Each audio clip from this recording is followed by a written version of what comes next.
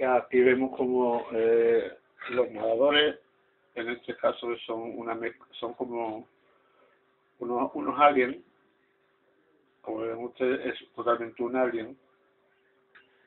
Este se llama John, este otro alien que parece un pulpo se llama Ringo, John Ringo, este más delgadito,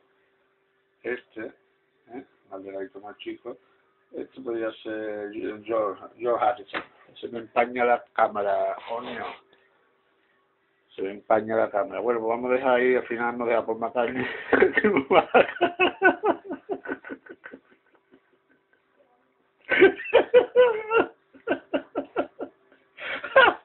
Mira la cara que tiene por McCartney.